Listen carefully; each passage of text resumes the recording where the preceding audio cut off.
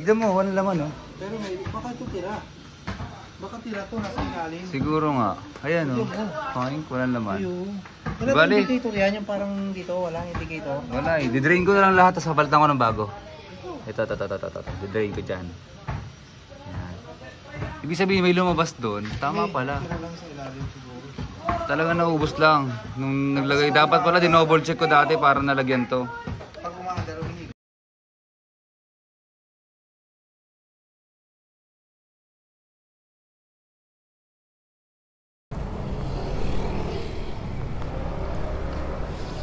Nakita nyo na ba to? Tinanggal ko na yung ano, pampaganda kuno dyan. Yung leather. Ang pasikip lang kasi yun eh. Oops! Kamusta mga bossing? Hintuan ulit. May nakita akong bag eh. Lagi ko nakikita yan eh. Yung bag po na ganyan oh. Nasaan na? Ay wala na, dun sa unahan. Yung may nakalaylay na strap. Nakalaylay po yung strap eh dun sa footboard ng ano, scooter. Lumalaylay, gumagano sa ilalim ng motor. Ayun, nandun sa unahan. Wala na, hindi ko na makikita. Makikita po ninyo yung palaylay yung ano, strap ng bag dun sa ilalim sa footboard sa baba.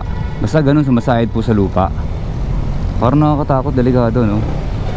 Sakto lang ganito, wag ka munang iinit sir. Yan, kulimliman mo lang po kami sa biyahe. Pakainit kasi. Gising nga ako kayo ng madaling araw eh. Basta likod ko. Wag. Wag traffic. Ano lang, may harang lang. Tara sir, dun tayo sa kabila.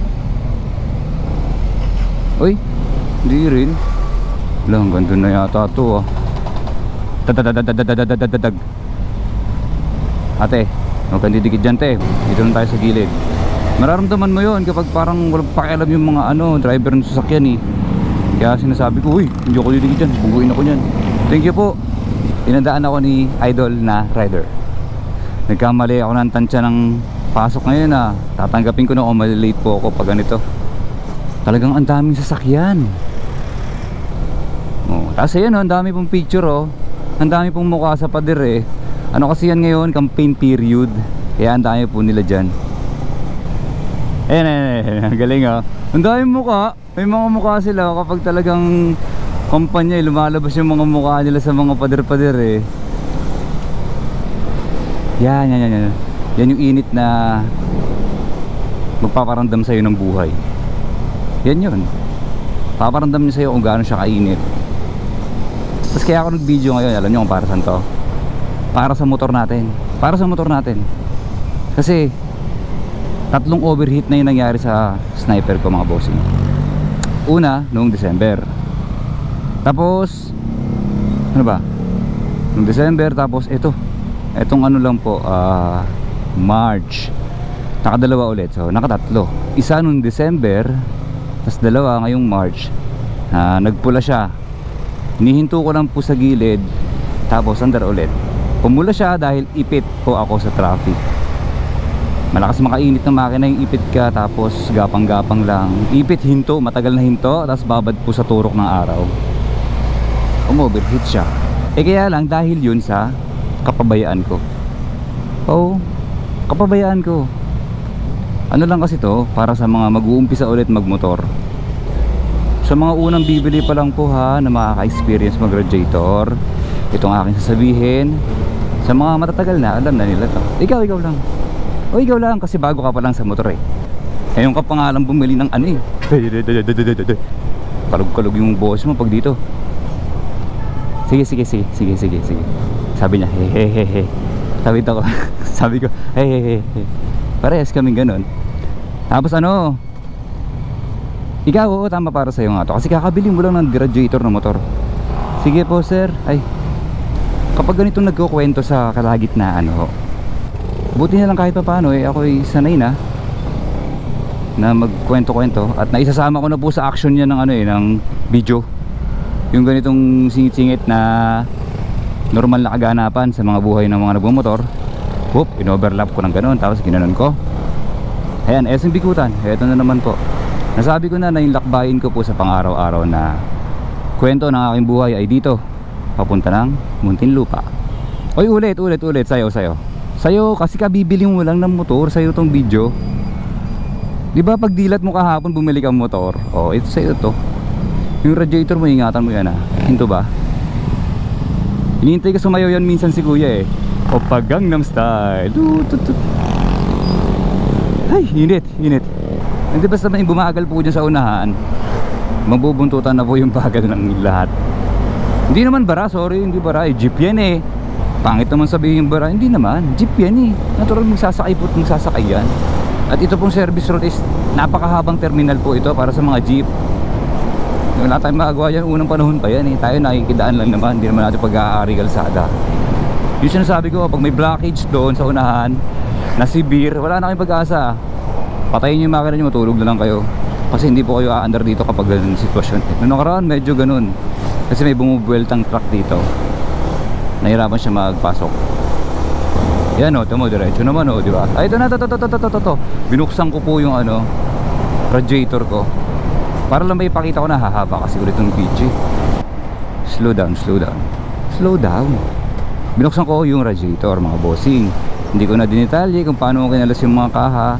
At napakadami naman pong tutorial na inyong maiintindihan kung paano magtanggal ng mga bearings ng motor. Tinanggal ko sa sniper, silip ako ng coolant. Ito nangyari pag silip ko ng coolant, mga bossing. Tignan po ninyo ha. Sana tignan nyo naman, minsan lang naman ako mag-upload eh. Pakita ko lang sa inyo, nakakatawa ate, yung galing na ito eh. Eto na. Mga bossing, papakita ko lang to. Hinabol ko lang tong video, hindi na dapat ako magbibideo. Pero sayang eh, dito na. Oh, kaya laging nag-overheat.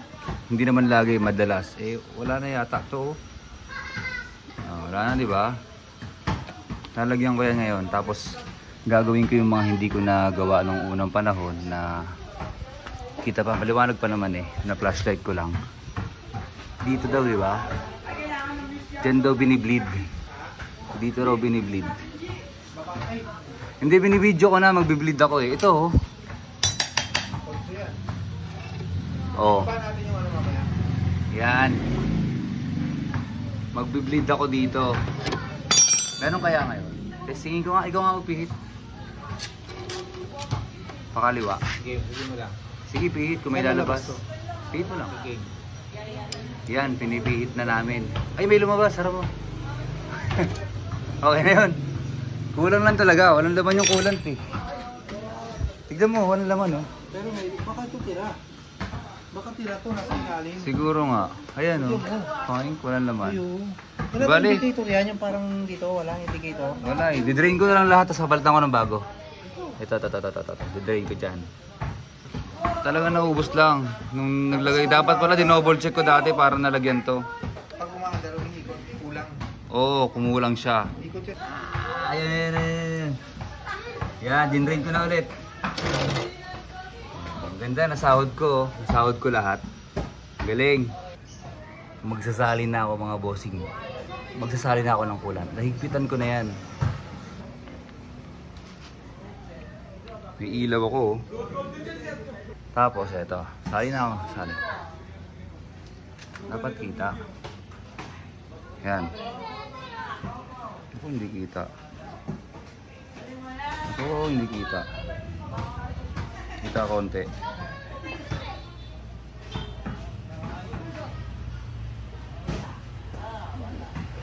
Ay! Grabe ka. Tumapaw ka. Bumababa din. Ayan o. Dagdag. Tiga. Lagay lang ng lagay. Ay. Pindot. Yun, bumaba na. Ay! Tanga. Taga lang. Sana ba? Ayun. Hindi ko pala nabalik yung tornilyo. Sorry. Babalik ko na. Hop. Sara. Sara.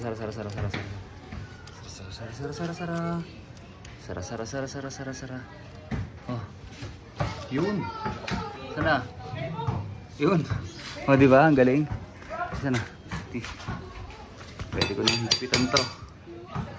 O, diba? Yan o. Yan yun mga bossing, bleeder screw na yan o. Yan po yung bleeder screw. Tinanggal ko, di ko binalik. Okay, higpitan ko na. Konti lang, 1, 2, 3. Oh, okay na yun. Okay na po yan, tumutulo na siya dyan eh. Kaya pala hindi napupuno.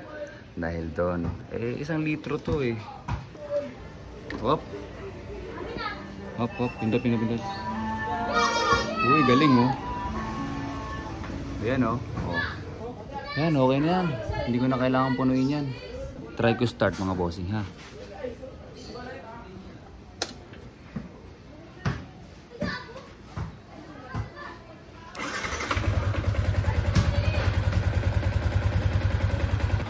Check ko ulit yung bleeder screw.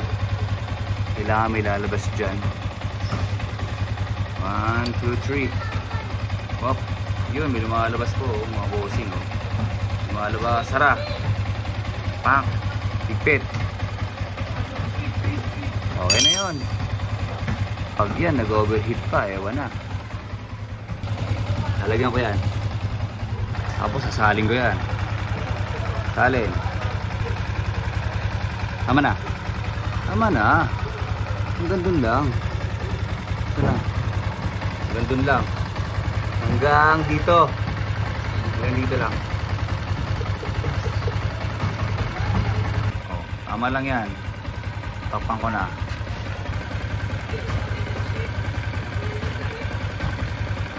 Yan na, stop na siya. Stop. Stopper po yan ha. Stopper ha.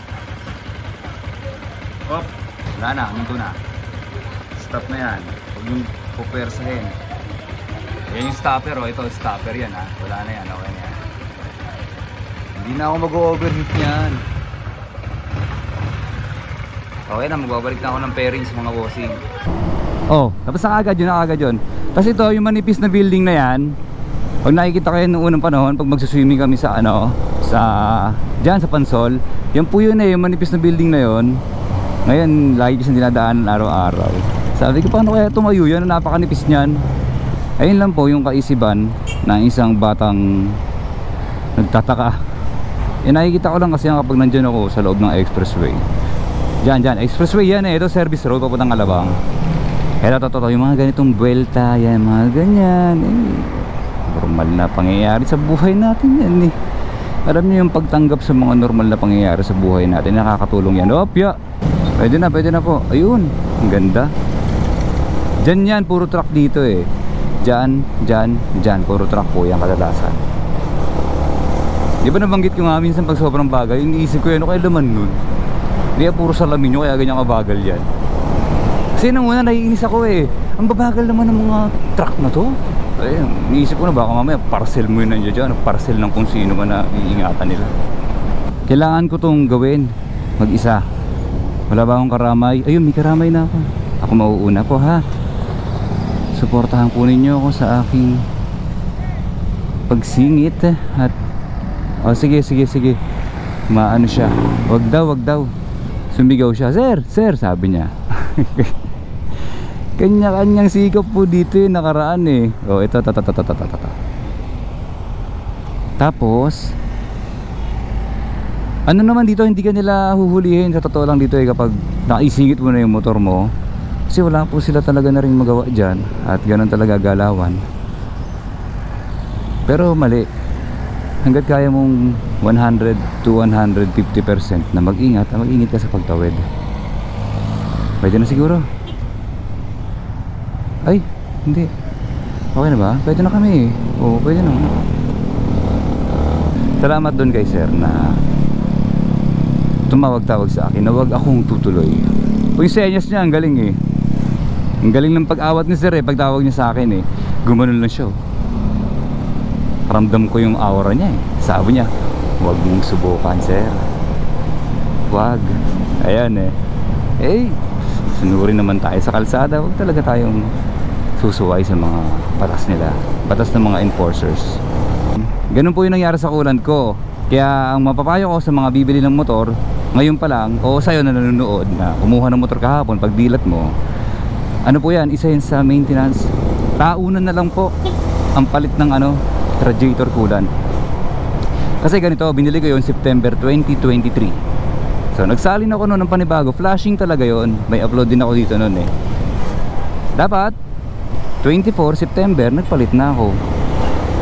or nung lumampas siya o nagpakita yung overheat ng December, dapat nag-flush na ako ulit, nagpalit na ako ulit. Kasi nga, kahit meron siyang reservoir, yung reservoir po ng coolant na sinasabing nagsisirculate pag kailangan ng coolant dun sa mismo radiator,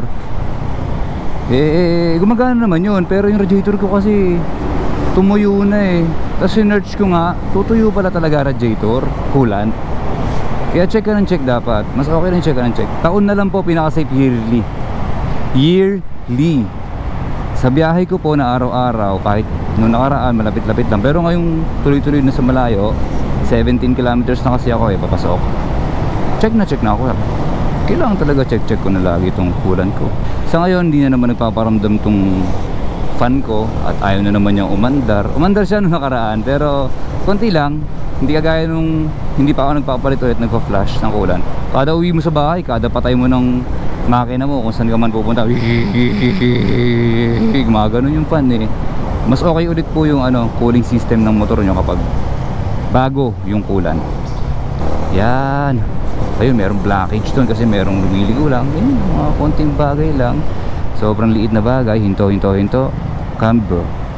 Ito pa pala yung mga konting tutorial tips, mga lessons personal take ko sa pag-drive ng manual na motor. Gawa pa ba ako mga bossing? Ayun, di ba huminto ko?